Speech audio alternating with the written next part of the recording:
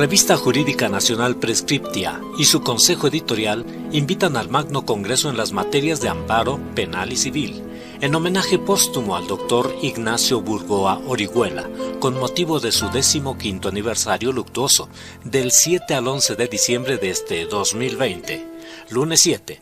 Mensaje del doctor Arturo Altamirano González en representación de los magnos ponentes de la Revista Jurídica Nacional Prescriptia, con la participación de regias personalidades: maestra Isabel Burgoa Llano, licenciada Pilar Ortuño Burgoa y licenciado Roberto Ortuño Burgoa.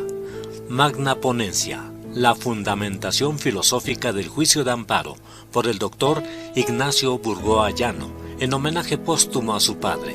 Además, las participaciones de el doctor Alberto del Castillo del Valle, magistrado doctor Marco Polo Rosas Vaqueiro, magistrado doctor Fernando Rangel Ramírez, magistrado doctor Rubén Arturo Sánchez Valencia. Martes 8 de diciembre, doctora Diana Garduño Santiago, doctor Jorge Raúl García Sosa, doctor Samuel Hernández de Alba, doctor Baldomero Mendoza López, doctor Albertico Guinto Sierra. Miércoles 9 de diciembre, doctor Arturo Farelas Pacheco, doctor Eric Pérez Loyo, juez doctora Ernestina Carro Roldán, maestro Enrique Octavio Baeza Pérez y doctora Nancy Villafán Pérez. Jueves 10 de diciembre, doctor Salvador Morales Ferrer, doctor Román Díaz Vázquez, doctora Libertad Bugambilia Suárez Sánchez, perito doctor Vicente Cruz Portillo. Viernes 11 de diciembre, juez de distrito doctor Iván Aarón Seferín Hernández, doctor José Eduardo Telles Espinosa, doctor Epigmenio Mendieta Valdés, doctor Arturo Altamirano González y el doctor José Díaz de León Cruz. Clausura por la directora ejecutiva de la Revista Jurídica Nacional Prescriptia, doctora Libertad Bugambilia Suárez Sánchez y el doctor Ignacio Burgoa Llano. Modalidad virtual, evento gratuito por Facebook Live. Registro al teléfono 221-636-3491 con la licenciada Sandra. Constancia por aportación de 300 pesos. No faltes.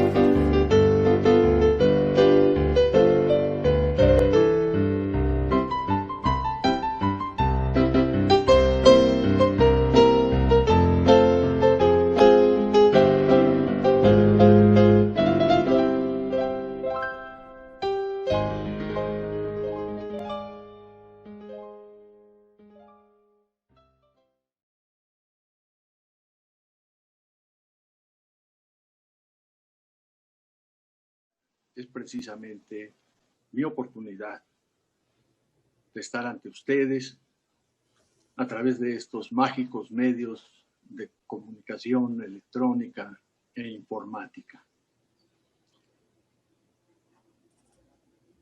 Debo expresar la emoción que me ha embargado fundamentalmente al escuchar las voces de María Isabel, mi hermana, y de María del Pilar, mi sobrina, en referencias muy directas a la esencia, al alma del doctor Ignacio Burgoa Orihuela, mi padre. Específicamente, antes de pensar en dar inicio a esta disertación mía, me siento comprometido a manifestar, entre otras muchas cosas, que la vida diaria, cotidiana del maestro Burgoa fue formando al paso del tiempo a un selecto, dilecto y reducido número de discípulos. Él siempre estableció la diferencia entre el simple alumno y el discípulo. El número de alumnos de Burgoa, después de 62 años ininterrumpidos de actividad académica y en la docencia universitaria, nos permite imaginar los miles de abogados que de una u otra manera pueden considerarse sus alumnos, no solo en vida de él, sino actualmente en la consulta, en la revisión de todos sus textos jurídicos fundamentales. El discípulo debe tener otra condición y otra característica. Debe abrevar la esencia, el espíritu y el alma de aquel al que sigue. Y este es el caso de Burgoa. Sin embargo, los discípulos que podemos considerarnos de él por diversas razones, sobre todo por la cercanía vital con su diario vivir, nos hacen pensar que la personalidad del maestro Burgoa es y seguirá siendo única e irrepetible. Yo no encuentro la posibilidad de que cualquier abogado, jurista de hoy pueda tener la magnitud, la estatura, los alcances, la proyección y una larga lista de virtudes que siempre lo acompañaron y lo adornaron para poder pensar que alguien hubiera tomado su estafeta en el camino del derecho que él entabló brillantemente toda su vida. Quiero decir con ello que nosotros los discípulos no permanecemos callados, ni tampoco permitimos que no se nos sienta y que no se nos escuche, pero pretender ocupar la figura, la persona y la forma de actuar del doctor Burgoa, pretenderlo siquiera, resultaría una osadía imperdonable. Él cerró un ciclo en lo que a la enseñanza, aprendizaje y práctica del derecho se refiere. Sin embargo, quienes tenemos ese privilegio de seguirnos considerando hoy en día, 15 años después de su muerte, sus discípulos, es un verdadero honor y una gran distinción. Dicho lo anterior, si se me permite la utilización de estos minutos que ustedes me asignan en mi participación en el Congreso, pues yo inicio reiterando lo que ya escuché aquí mismo hace unos minutos. Quienes tenemos conciencia y sabemos de la vida de nuestro espíritu y la realidad de nuestra alma, cuando nosotros invocamos a alguien que se adelantó en el camino y esa invocación surge precisamente de la entraña de cada quien, esa persona invocada se hace presente. Y por ello yo siento en este congreso, en esta plataforma, en esta actividad académica entre abogados y amigos, siento la presencia de mi padre, don Ignacio Burgoa Orihuela, que seguramente estará complacido de que se siga hablando, se siga señalando y mencionando alguna de su magna obra. Dicho lo anterior, pues yo agradezco de manera muy sincera, muy cumplida a la revista Prescriptia esta invitación a participar como ponente o expositor en este congreso. Y específicamente a la doctora Libertad Bugambilia Suárez Sánchez, porque ha sido el conducto de invitación y de incorporación a estos trabajos. Ya Maribel, mi hermana, hizo una evocación a este gran valor indispensable para la persona humana. La vida sin libertad no vale la pena de ser vivida. Así se lo dijo Don Quijote a Sancho en esa inscripción debajo de su pintura y de su ilustración, y que por razones obvias pues no voy a repetir. Así es que libertad, pues doctora, hace usted honor a este supremo valor de la persona humana que es la libertad. Dicho lo anterior, procedo a exponer algunas cuestiones en torno al tema asignado. Tiene la apariencia de ser ostentoso de ser extremadamente profundo. Casi podría pensarse que está reservado a las mentes geniales o a los sabios que por ahí deben existir actualmente en la humanidad de hoy. Y el tema es precisamente ese, la fundamentación filosófica del juicio de amparo. Este tema en sí mismo es inagotable, pero para poder entrar en contexto es muy conveniente recordar algunos de los conceptos de filosofía que nos fueron enseñados a todos nosotros aún desde la escuela preparatoria. Hay uno de ellos que en mí se quedó muy grabado, es muy claro, muy objetivo, es incontrovertible e incluso es posible utilizarlo permanentemente en la actividad de nuestro pensamiento. Y así encontramos que la filosofía es el conocimiento explicativo de lo real referente a sus últimas y más remotas causas y alcanzado por la luz natural de la inteligencia.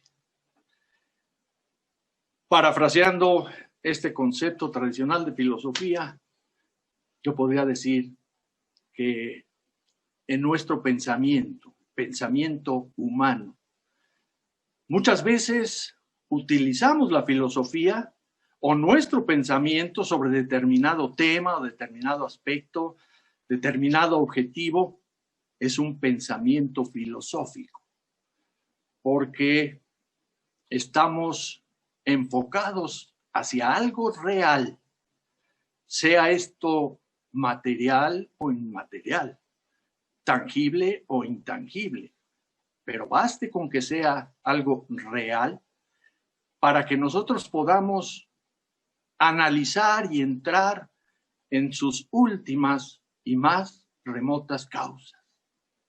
Es decir, llegar al fondo, llegar a la esencia, llegar a las profundidades donde para las limitaciones humanas resulta imposible seguir adelante. Ese será un pensamiento filosófico y lo único que requiere pues es la luz natural de la inteligencia. Desde esta perspectiva del pensamiento filosófico y para tratar de irnos acercando poco a poco a esa fundamentación filosófica de nuestro glorioso juicio de amparo, es necesario que nos ubiquemos primeramente en una serie de escenarios muy reales que la historia de la humanidad misma ha ido registrando a través de los milenios y de los siglos. Algo real, pues es la existencia del ser humano sobre la faz de la tierra. Desde aquellos pretéritos tiempos ancestrales en donde los cazadores receptores del Homo sapiens caminaban sobre determinadas áreas y regiones del planeta, hasta la etapa en la que los agricultores, por su necesidad, descubrieron la necesidad de asentamientos ya inmóviles en determinadas áreas o regiones, y de esta manera, al paso de los milenios y de los siglos, como dije, empezaron a tomar forma precisamente el Estado moderno, los estados tal y como los conocemos en nuestros días. Por eso la naturaleza del hombre, nadie podría negarlo, es necesariamente de interrelaciones de distinto orden entre nosotros, los seres humanos. Esa es nuestra naturaleza. No podemos pensar en el ermitaño, que es más bien fruto de los cuentos para los niños, e invocar a Aristóteles. en el sentido de señalar al ser humano como un zoon politikon, es decir, la necesidad permanente de estar vinculado y relacionado con los demás en distintos niveles, extensiones y magnitudes. Llegamos desde este señalamiento o mención histórica antiquísima que se ha ido registrando a través de la arqueología, de las investigaciones hechas incluso recientemente y que nos dejan acreditada la existencia de este Homo sapiens y a partir de ahí su evolución hasta el mundo moderno en el que nos corresponde vivir. Y hoy en día, pues encontramos precisamente el surgimiento del Estado moderno. Debo decir que en las épocas prácticamente actuales, a nuestro país se aplican esas teorías inmortales, incontrovertibles, irrefutables de Jean-Jacques Rousseau, por ejemplo, o de Montesquieu, que nos habla y nos sigue hablando del contrato social. A través del acuerdo de las voluntades de los hombres, sorteando las dificultades que esto implica, encontramos al Estado moderno precisamente como esa población, como ese grupo de personas, de seres humanos que comparten notas y características entre todos ellos, desde sus respectivos orígenes, así como el idioma, como el pensamiento religioso, como la ideología, la idiosincrasia que caracteriza a determinados grupos humanos en sus diferentes formas. Dentro del concepto moderno del Estado, mencionando los elementos que lo componen, pues hay uno que destaca por su importancia y por su trascendencia. Y me refiero al orden jurídico, que esos grupos debidamente establecidos deben darse a sí mismos. Un orden jurídico que podríamos nosotros ejemplificar como las reglas del juego social, del juego humano. Esas condiciones que nos autorizan a actuar o que en cierto momento y frente a ciertas condiciones nos impiden que sigamos adelante con esa actuación. En otras palabras, los seres humanos no podríamos vivir si no se dan y se cumplen esas reglas del juego de la vida. Es como querer ver ganar a los Pumas ayer 4-0 al Cruz Azul, pensando que no había reglas en la cancha y que cada jugador podía hacer lo que quisiera con el balón para llegar a un verdadero caos y hacer un partido irrealizable. Así sería, y perdón por esta digresión, el ejemplo que pueda aportarse al orden jurídico como un elemento sine qua non para la vida y supervivencia de los pueblos, de las naciones y de los estados que la componen. Dentro del orden jurídico hay un elemento, un factor fundamental, que lo es precisamente la Constitución. En el caso del país nuestro, nuestra gloriosa Constitución Federal de 1917. La ley suprema, la lex legibus, la ley de leyes, que dicho sea de paso, ha sido objeto a través de la historia constitucional de infinidad de reformas y adiciones que han variado su significado, su connotación y sobre todo su finalidad fundamental. Para tener una idea de lo que la Constitución significa y sobre todo haciendo referencia o dirigiéndome a aquellas personas que no manejan y conocen y dominan la ciencia jurídica para poder dar una larga lista de definiciones y conceptos en torno a la Constitución como ley suprema.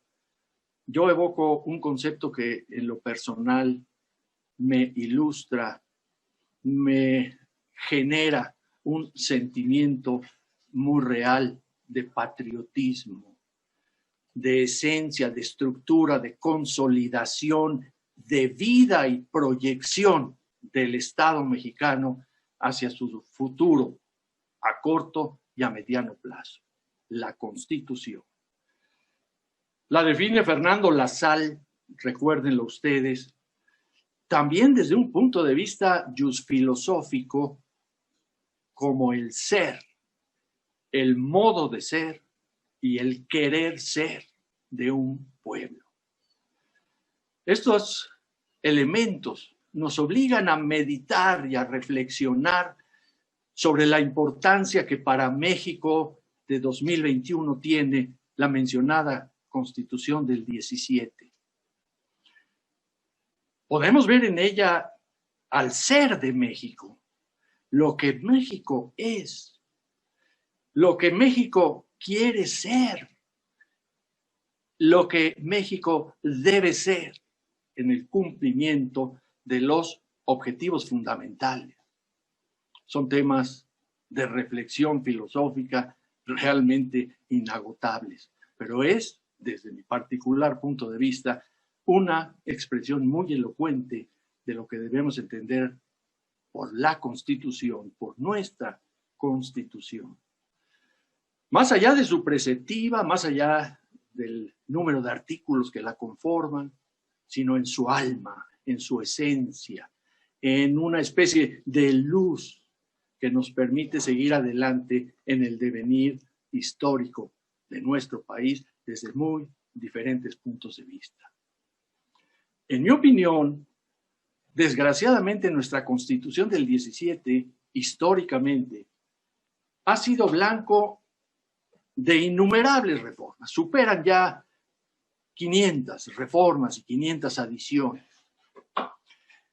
Y si nosotros analizamos una a una estas mencionadas variantes introducidas al texto constitucional, pues podríamos llegar a la conclusión de que habrá algunas cuya aportación es positiva, creativa, constructiva, pero la gran mayoría son aportaciones por virtud de reformas o adiciones innecesarias a nuestra Constitución, partiendo del concepto lasallista de Constitución que acabo de mencionar. Hay un ejemplo obligado, comparativamente, aunque se dice que toda comparación es negativa. Pero el ejemplo que propongo es el de la Constitución de los Estados Unidos de Norteamérica, que a través de su historia ha sufrido un número que no rebasa las 15 o 20 enmiendas, por lo que se mantiene en la Constitución norteamericana su esencia, su alma, la razón de ser del pueblo norteamericano. Dicho sea entre paréntesis o de paso, cuando muchas veces nos preguntamos, y sobre todo cuando estamos frente a las nubes negras que auguran tormentas tremendas para el país y para los mexicanos, nos preguntamos si México necesita otra constitución. Yo, dicho rápidamente, podría contestar que no, definitivamente no. Pero lo que sí necesita México es limpiar a la Constitución de tantas mencionadas e inútiles e innecesarias reformas. Extraer de la Constitución esas reformas innecesarias para incorporarlas a la ley ordinaria, que por su naturaleza pues debe respetar a la norma suprema. Muchas normas constitucionales son adjetivas, deben ejercerse en la práctica a través de leyes ordinarias, de leyes reglamentarias, pero salir del texto constitucional para que México, no con una nueva constitución, pero sí viva con una constitución que respete esa esencia, esa ideología, esa idiosincrasia que es la vida nuestra como mexicanos que tanto amamos y la que tanto nos enorgullece. Partiendo entonces de la Constitución como norma suprema, me permito hacer una brevísima referencia histórica. Hacia Francia, 1789, con la promulgación de los derechos humanos. El pueblo francés que luchó con su vida, con su sangre, en contra de los abusos de la monarquía absoluta, similar, en cierto modo, a las dictaduras del siglo XXI. Logra con el triunfo de las armas la proclamación de esta Declaración Universal de los Derechos del Hombre y del Ciudadano. El pueblo francés queda conforme y contento, esperanzado de que con la sola inserción de estos derechos humanos en sus constituciones de 1791, 1793, automáticamente, como por arte de los ángeles del cielo, las autoridades no iban ya jamás a violar, a desobedecer o a pisotear incluso esos derechos humanos. Pensaron que el tema estaba resuelto. Sin embargo, poco tiempo duró esa alegría cuando se observó que muy poco tiempo después la misma autoridad, a pesar de la consagración constitucional de dichos derechos humanos, seguía asumiendo las mismas actitudes violatorias de la norma suprema.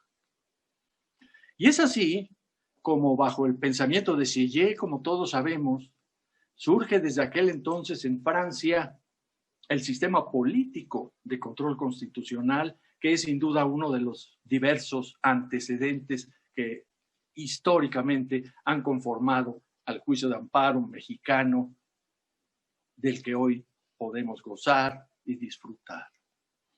Pero ese sistema político demostró ser en realidad ineficiente o ineficaz, porque la revisión de las presuntas violaciones a la Constitución cometidas por las autoridades podían ser reclamadas ante un órgano político encargado especial y específica y únicamente de revisar precisamente esos actos de las autoridades presuntivamente violatorios de los derechos humanos. Se da origen así a un jurado constitucional, un órgano político de revisión de los actos de las autoridades y restringiendo, reduciendo su actuación solamente a los ya establecidos poderes del Estado. Es decir, que el simple ciudadano de a pie, como solemos decir, quedaba fuera de la posibilidad de acudir ante el órgano de control para plantear las correspondientes reclamaciones. Por eso, al haberse creado ese llamado cuarto poder, incontrolado e incontrolable, la existencia de dicho sistema fue perentoria y su duración fue realmente breve. Damos un salto, no solo territorial y global, sino también histórico, hacia nuestro querido México, hacia el país que se vivía hacia mediados del siglo XIX, cuyo conocimiento y cuyo estudio, pues a todos nosotros nos resulta no solo interesante, sino aún indispensable. Durante la vigencia de la Constitución Centralista de 1836 en México, llamado también 7 leyes, se implanta el mencionado sistema político de control constitucional y se encomienda a un jurado constitucional la revisión de las inconstitucionalidades en las que presuntamente incurrían nuestras autoridades. fue también perentoria la vigencia de ese sistema e incluso de la mencionada Constitución centralista. Y aparece en el escenario jurídico nacional uno de los personajes inolvidables, a quien todos nosotros hoy en día reconocemos y expresamos nuestra admiración al pensamiento preclaro, por sencillo, por transparente, por entendible, de don Manuel Crescencio Rejón, en la Constitución yucateca de 1839-1840, quien lo introduce en la Constitución local de la Capitanía de Yucatán, dicho sea de paso, separada de la Federación por la implementación precisamente del régimen centralista y condicionando su reingreso o reinserción a la Federación Mexicana cuando se volviera a implantar la Constitución liberal, que data, como sabemos, desde 1824. El amparo rejoniano es, en mi modesta opinión, aquel que debería subsistir aún en nuestro tiempo. Simplemente concretarse a que el ciudadano yucateco que se sintiera afectado en sus derechos fundamentales por alguna autoridad cualquiera, por el gobernador del estado, acudía ante el Poder Judicial para plantear esa violación y circunscribir el proceso a un simple informe que la autoridad debía rendir al Poder Judicial para determinar la inconstitucionalidad o no del acto que se reclamaba. Ese amparo rejoniano, como se conoce, caracterizado por su simplicidad, por su transparencia, por su accesibilidad, al paso de los años, de los lustros y de las décadas, de la normatividad que rige a nuestro juicio de amparo, se ha tornado cada vez más complejo. Y mis compañeros, sobre todo homólogos en este magno congreso, que desempeñan toda su fuerza y su talento y su inteligencia en el Poder Judicial de la Federación, estarán de acuerdo conmigo.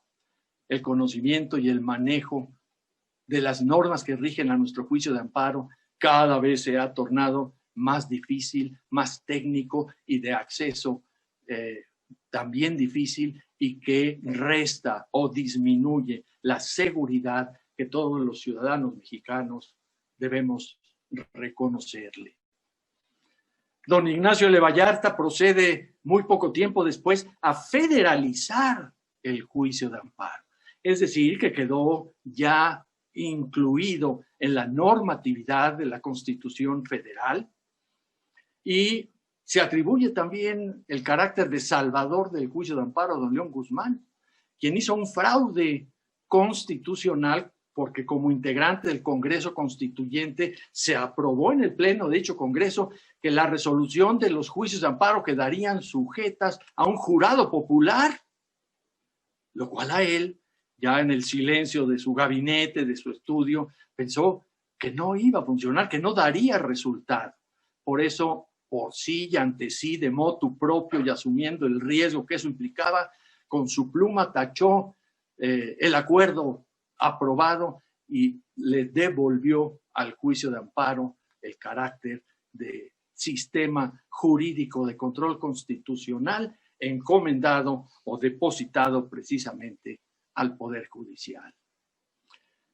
Son hoy en día aquellos a quienes podemos considerar como los pilares que al paso del tiempo han sostenido las estructuras cada vez más pesadas de nuestro juicio de amparo. Pero con todo respeto, yo agregaría a otro personaje en la conformación de esta estructura de nuestra institución tutelar de derechos humanos. Me refiero a Ignacio Burgoa Orihuela, porque como se ha recordado aquí, siendo apenas un joven prácticamente recién recibido, se dio a la tarea de redactar una obra denominada desde un principio, desde su primera edición, El Juicio de Amparo, el que sabemos muy bien que ha subsistido en muchas y muy variadas ediciones a través del tiempo hasta el fallecimiento de nuestro homenajeado. Por eso yo le atribuyo respetuosamente una característica al trabajo de Burgoa en relación al juicio de amparo. Y ha sido y sigue siendo su sistematizador. Es el único jurista, estudioso, investigador que al paso del tiempo logró en su obra, en su primer libro del juicio de amparo, estructurar precisamente dicha institución. Consideremos que en aquel entonces pues no había internet ni podían realizarse investigaciones jurídicas apretando botoncitos, sino que era necesaria la investigación real tomada de la diversa bibliografía diversa, de la bibliografía dispersa que en aquel entonces existía para lograr conformarla y armarla y darle un sistema y darle un orden a toda la temática y problemática del amparo hasta el momento como lo conocemos hoy en día. Es Burgoa, y según sea hasta el momento esa condición no ha sido superada todavía, el sistematizador, prácticamente el único sistematizador de nuestro juicio de amparo. El amparo, como todos sabemos, queda encomendado a las manos y, mejor dicho, sea al pensamiento, al talento, al sentimiento, a la claridad de aquellos que integran al Poder Judicial de la Federación, que se dice con orgullo, con satisfacción y con certidumbre jurídica. Y dentro del Poder Judicial de la Federación, pues su cúspide, la cima, que lo es la Suprema Corte de Justicia. La Corte en México tiene su propia historia y debemos conocerla. Debemos saber cuál ha sido su trayectoria al paso de los años, hasta llegar a la Suprema Corte del siglo XXI y prácticamente en su segunda década. La Suprema Corte ha variado muchísimo. Sigue siendo el máximo tribunal de este país y esperamos y deseamos que lo siga siendo ad eternum. Nos es indispensable. Sin embargo, en ejercicio de mi libertad de cátedra, que me asiste como uno de los derechos humanos irrefutables, puedo hacer un par de señalamientos a la Suprema Corte de hoy. Los menciono de soslayo y rápidamente. El caso famoso, tristemente célebre, de la francesa Florence Cassé. Pudimos todos, los interesados en estos temas, conocer la ejecutoria de la Suprema Corte, dictada en el recurso de revisión promovido en amparo directo ante el Tribunal Colegiado de Circuito en materia penal, sabiendo que en el amparo directo el recurso de revisión solamente procede ante la Corte cuando al dictarse esa sentencia definitiva se haya interpretado de manera directa algún precepto de la Constitución.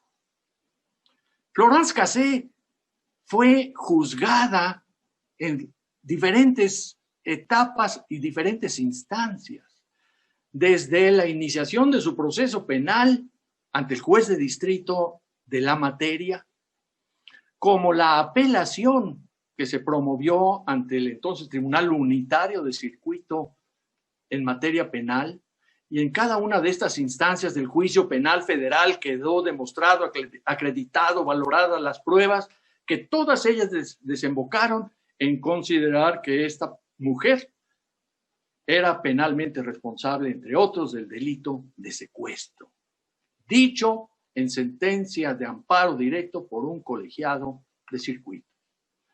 Y aquí es donde viene lo que en lo personal no logro, aplacar esa tristeza. El haberle dado entrada al recurso de revisión que se hizo valer ante la Corte, argumentando quizá que se habían interpretado de manera directa normas constitucionales. vimos todos los interesados esa resolución de la Corte ya dictada en el recurso de revisión, en donde, muy al estilo de la Corte, todo se expresa ordenadamente, con claridad, con sistema, una larga sentencia, pero el punto negro, el punto criticable e incluso inadmisible es que esa ejecutoria de la Corte le dedica solamente un pequeño parrafito de 5 o 6 renglones a declarar procedente el recurso de revisión en amparo directo, cuando en realidad la Corte no expresa ningún argumento jurídico sólido para haber declarado procedente el recurso de revisión y abocarse al conocimiento y resolución del mismo. Para mí es una mancha que guarda la toga respetable de los señores ministros que estuvieron de acuerdo precisamente en eso, en admitir la revisión en amparo directo cuando ésta era totalmente improcedente. Y no puedo dejar de mencionar esta situación tan lamentable, tan crítica, que en mi particular opinión, como mexicano, como abogado, pues como estudioso del derecho, como maestro que lo he sido por tantos años, el caso que se plantea muy recientemente ante la Suprema Corte, a instancias del Senado de la República, para que dictaminen sobre la inconstitucionalidad o no de la consulta popular que el Ejecutivo del Estado pretende llevar a cabo. Que sea el pueblo el que decida si se debe investigar a los señores expresidentes, pero que lo diga el pueblo, y para eso hago valer esta consulta popular. Llega a la Corte y todos fuimos testigos de esa situación tan penosa que nos presenta a una Corte integrada por 11 ministros divididos en 2 bandos. Yo expreso mi reconocimiento muy sincero al señor ministro Luis María Aguilar, autor del proyecto de dictamen que fue rechazado por el Pleno de la Corte. El señor ministro hizo un estudio muy a la altura intelectual de un gran juez en México como lo es él.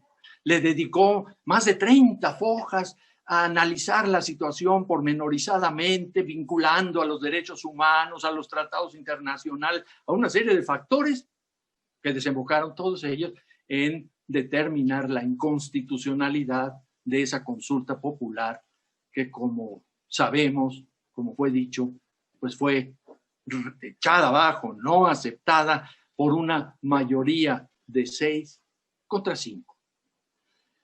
En lo particular, yo opino en este caso concreto que don Luis María no debió haberse abocado a un estudio científico jurídico tan profundo y tan extendido y tan amplio, un verdadero estudio jurídico de altísima calidad, indiscutiblemente.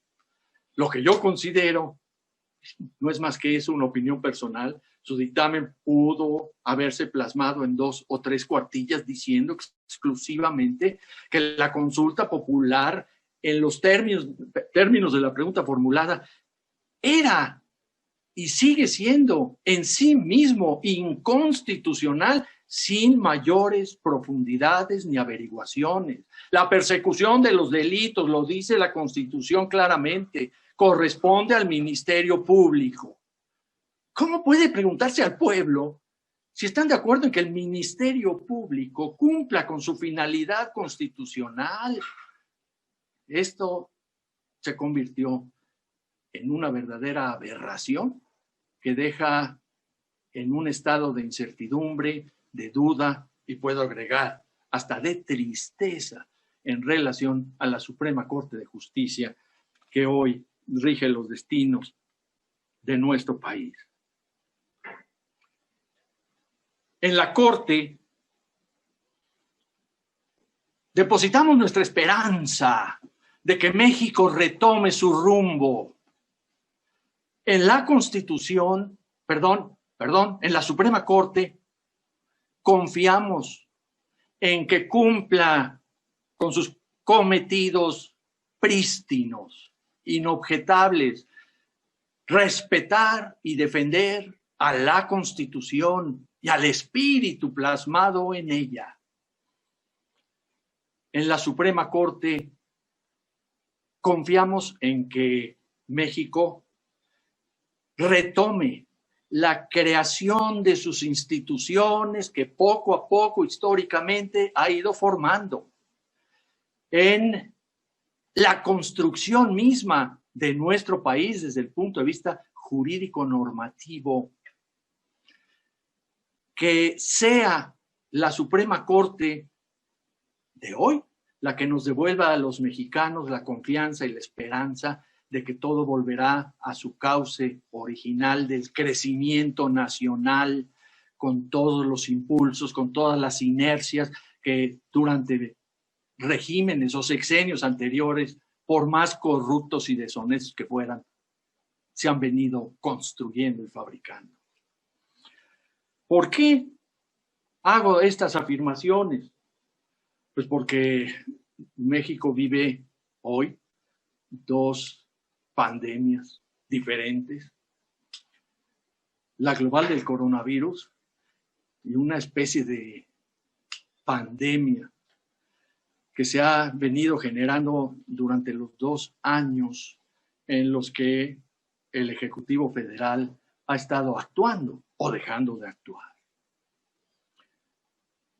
Son muchos fenómenos que no tienen una explicación lógica, una explicación coherente.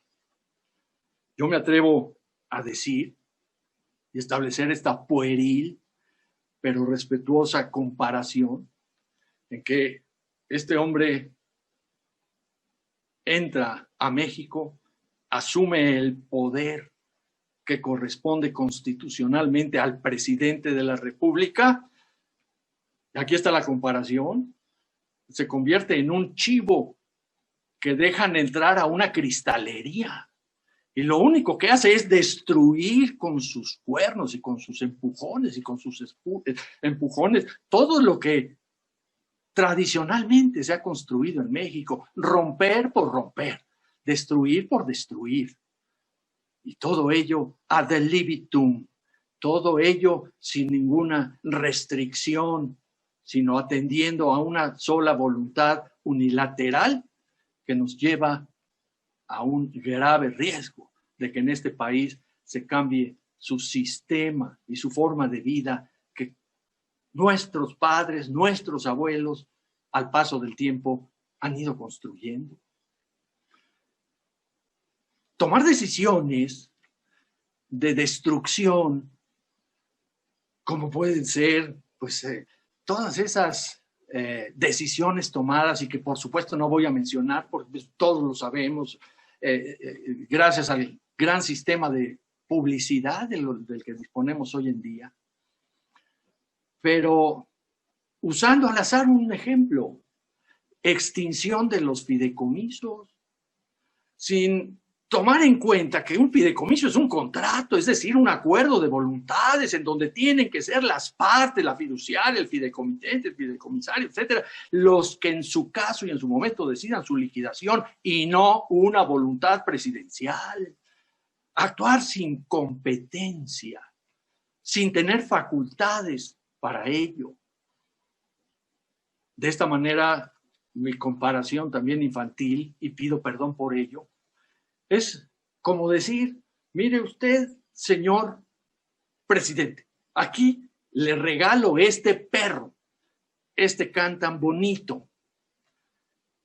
Lo recibe y se pone a expulgarlo y se da cuenta que el perro tiene muchas pulgas. ¿Y qué es lo que decide? Matar al perro en vez de aplicar los mecanismos de desinfección, no sé, los que los veterinarios digan, para quitarle pulgas al perro.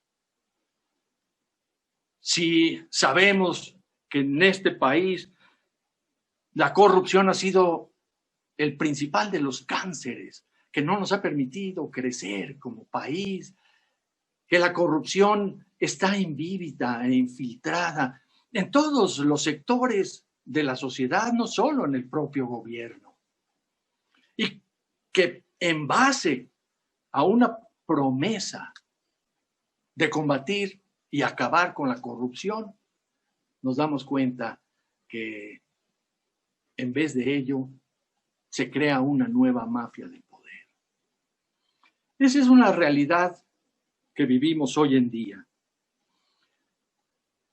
La fundamentación filosófica de nuestro juicio de amparo, y ya para terminar, me he excedido en el tiempo, radica precisamente en encontrar esas últimas y más remotas causas de un sistema que es el amparo, a través del cual se logre restituir al agraviado en pleno uso y goce de sus derechos fundamentales, causados o producidos precisamente por la autoridad.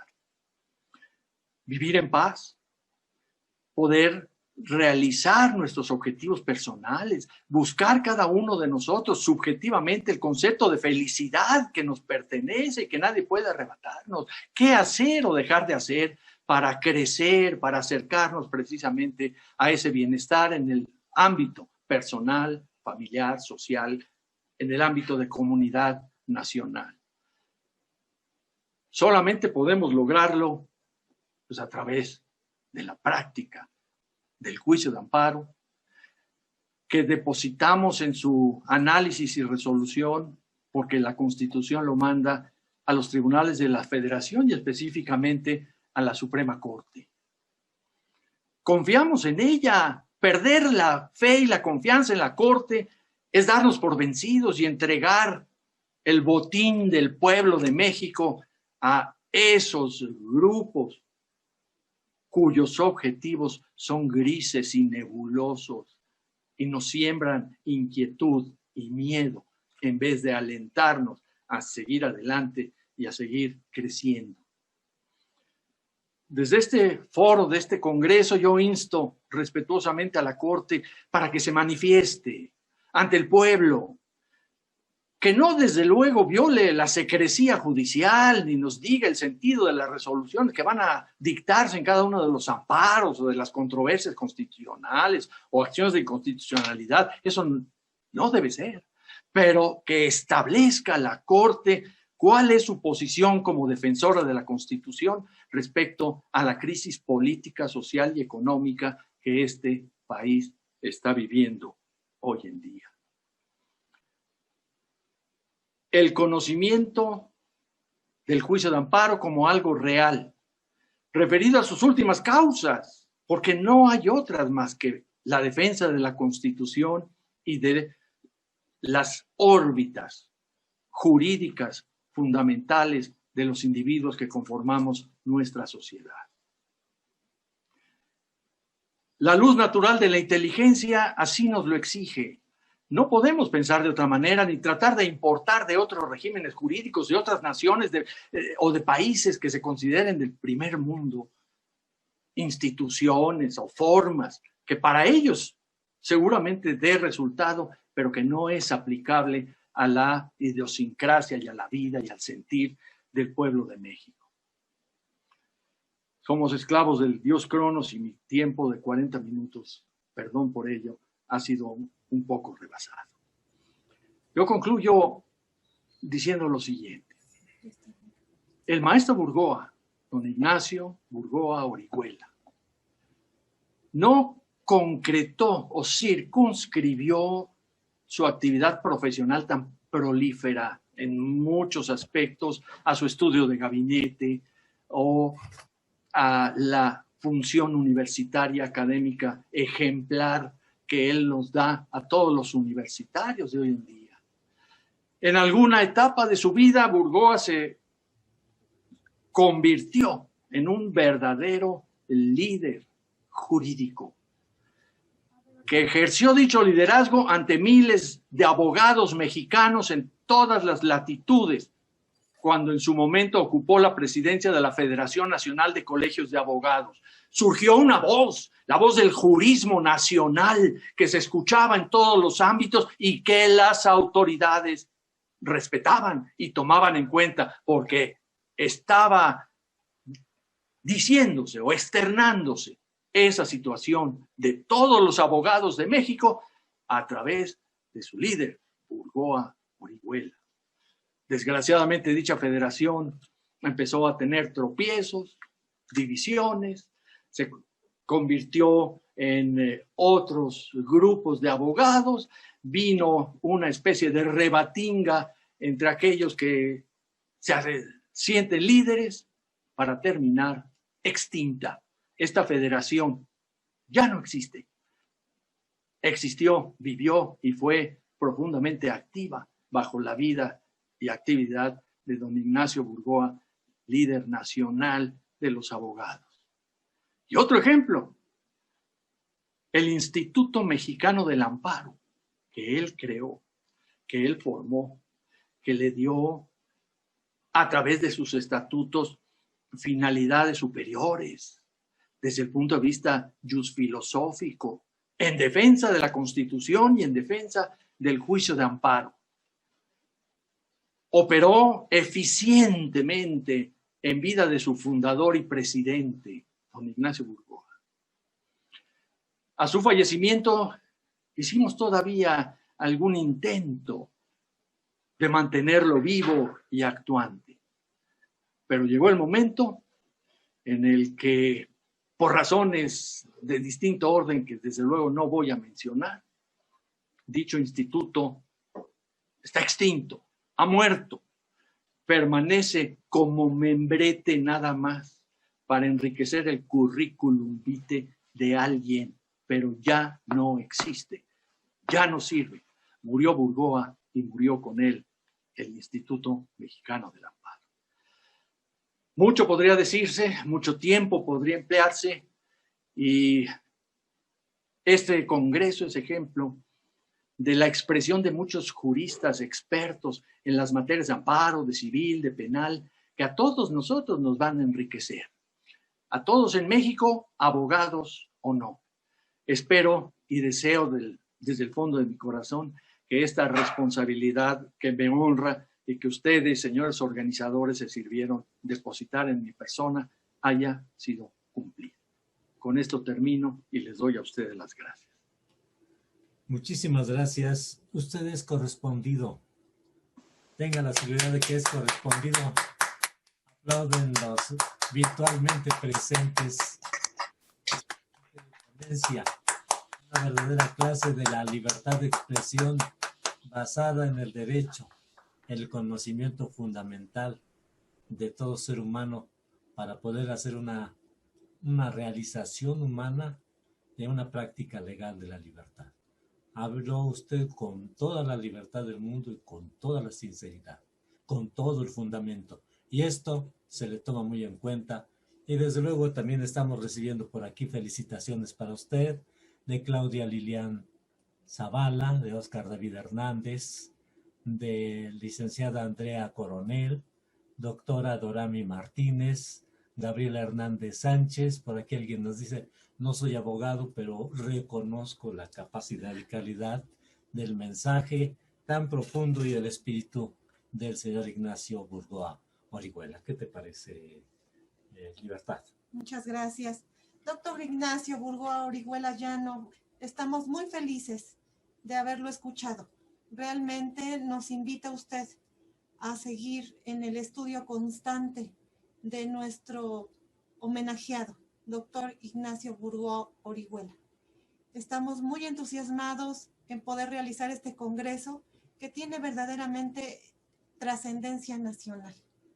Y sobre todo porque todos los ponentes, magnos ponentes de la Revista Jurídica Nacional Prescriptia, lo hacen con el corazón, porque este es un evento que se realiza de forma gratuita por todos nuestros ponentes. Tenemos la gran presencia y destacada participación en estos momentos. Bueno, está el doctor Marco Polo Rosas Vaqueiro, muchísimas gracias. También nos está acompañando el doctor Arturo Altamirano González. Muchísimas gracias, doctor. Quiero decir que el doctor Arturo Altamirano González es una de las personas más importantes en este congreso. Él es una persona sumamente estudiosa del doctor Ignacio Burgoa Orihuela. En sus obras multicitadas, en su Facebook, siempre nos comparte las enseñanzas del doctor Ignacio Burgoa Orihuela. Doctor Arturo Altamirano ha estado al lado de su servidora en los momentos más específicos para la organización de este magno congreso. Y quisiera que todo el público, si no tiene inconveniente, podamos también rendirle un aplauso al doctor Arturo Altamirano González, que es... Muchas gracias. Un aplauso. Ya me puse rojo. La verdad, esta tarde y todas las de esta semana van a ser para el doctor Ignacio Burgoa Orihuela. Pues uno empieza apenas. Me gusta mucho estudiar, pero vamos poco a poco. Sabemos poquito de derecho y lo poco que sabemos lo compartimos. Gracias. Hemos visto en todos los ponentes una gran participación, una gran colaboración, con gran generosidad. Por eso nos sentimos muy a gusto. Damos la más cordial bienvenida y les anunciamos que está con nosotros el doctor honoris causa Rubén Arturo Sánchez. Muchas gracias por acompañarnos, doctor, que está aquí con nosotros. Magistrado. Es magistrado, ¿verdad? Sí, si nos brinda unas palabras. Hizo tiempo. Magistrado, para todo nuestro público, algo breve que quiera usted decir de forma... Con mucho gusto y aprovecho la presencia de doña Isabel Burgoa, de María Esther del Pilar y de don Ignacio Burgoa. Yo hoy me toca ser el último ponente de la tarde-noche y en consecuencia, igual ya yo los voy a agarrar un poquito cansados, pero gracias maestra Libertad, gracias doctora, porque yo creo que debemos dejar muy palpable dentro de las varias cuestiones que yo quiero relatar sí, cierto, el homenaje tiene que ser póstumo. Don Ignacio Burgoa ya no está en cuerpo presente, pero yo pondría en duda la palabra póstumo porque no me parece que don Ignacio Burgoa se hubiera ido, porque hay personas que trascienden en el tiempo y en el espacio, y él sigue aquí. No hay una sola persona que sea jurista que no haya abrevado de él, aunque no hubiese sido su discípulo directo en el aula. Yo quiero dejar muy patente esto. He tenido la oportunidad de estar en algunos congresos en el extranjero y siempre que se habla del amparo se dicen tres cosas fundamentales. Una, es un gran juicio, es extraordinario el juicio de amparo, invento de ustedes. Y luego viene lo que ya nos decía el doctor Ignacio Burgoa, hijo, nos decía, sí, pero es muy complicado. O sea, viene la flor y el macetazo, hoy es que el amparo es muy complicado, es que luego no se le entiende, y bueno. Y lo tercero, que siempre sale a colación, pero ustedes tienen la obra de Ignacio Burgoa, de la que no solo han aprendido los oriundos de ese país, de México, también nosotros hemos aprendido en el extranjero de esa obra. ¿Quién dice que don Ignacio Burgoa ya se fue? No es cierto, él sigue aquí y sigue no solo por lo que dejó en su enseñanza en sus libros, sigue aquí por lo que nos dejó como enseñanza de vida, y la valentía siempre estuvo de su lado. Y sí, a doña Isabel Burgoa, si le está pidiendo a los jóvenes que dónde está esa valentía, y en particular a los que ya llevamos un poquito del camino andado, me parece que sigue de nuestro lado. Y creo que mientras podamos seguir su ejemplo de hacerle saber a la autoridad, como jueces o magistrados, que su acto es autoritario, y volver las cosas al estado que se encontraban antes de la violación, como nos enseñó el maestro Burgoa, mientras sigamos teniendo ese valor, él va a seguir estando presente. No, don Ignacio Burgoa Orihuela no se ha ido. Y sí. Muchas gracias, muchísimas gracias. Pues totalmente de acuerdo todos los que aquí presentes. Y un aplauso, por favor. Bien merecido, bien merecido. Bueno, pues también está presente el doctor Arturo Farelas Pacheco, muy joven, demasiado joven, muy inteligente, muy destacado. Gracias, doctor. ¿Quiere